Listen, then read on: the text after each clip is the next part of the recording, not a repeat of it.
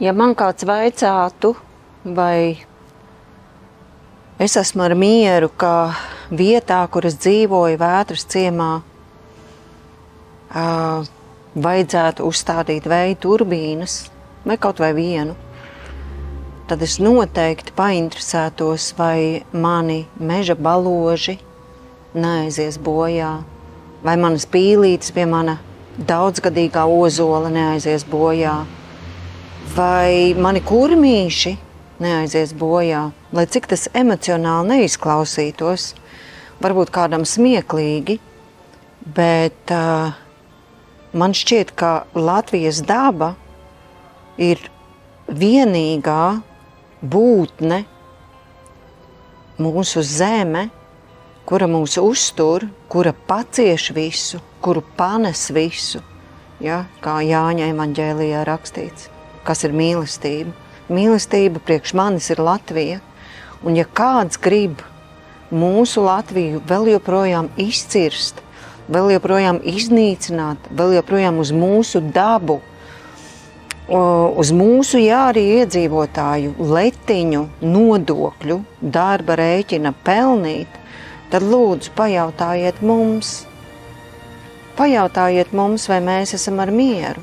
Pajautājiet mums un izglītojiet mūs par to, ko nozīmē šīs vēja turbīnas un kāpēc pasaulē tās tiek aizliegtas, kāpēc par to ir lielas diskusijas.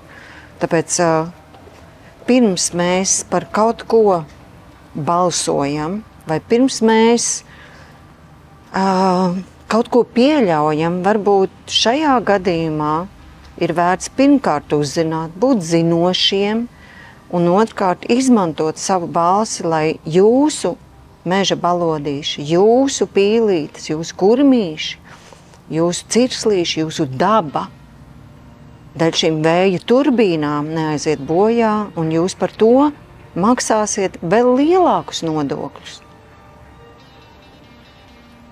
Mums ir jādomā par to, kas notiek ar mūsu mammu, un tā ir Latvija. Un vēl, manuprāt, ir ārkārtīgi svarīgi, ka mēs paši,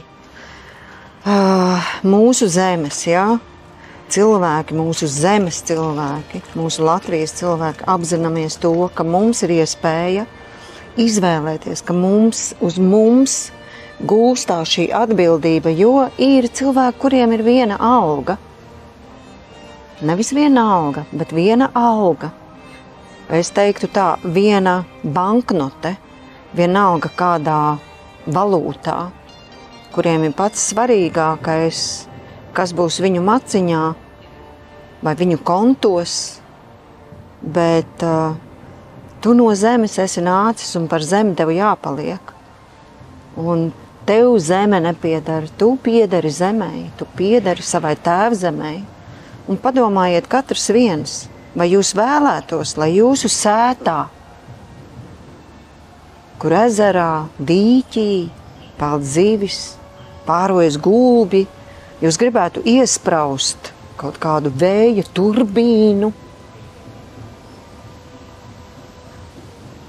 Mēs dzīvojām arī bez elektrības.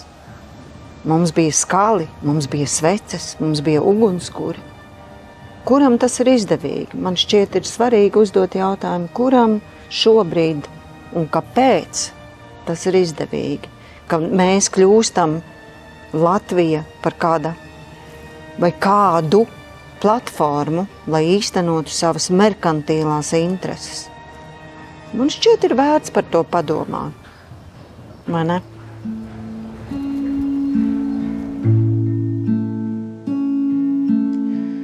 Kur tu biji pasaulī? Es tevi saucu, kur tu biji pasaulī. Kad es tevi saucu, kur tu biji pasaulī. Kad es tevi saucu,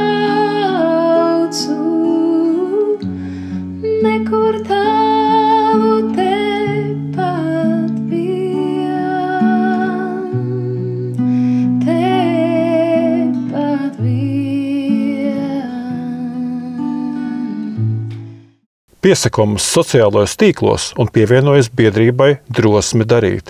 Aizsargāsim Latvijas dabu un sabiedrību kopā!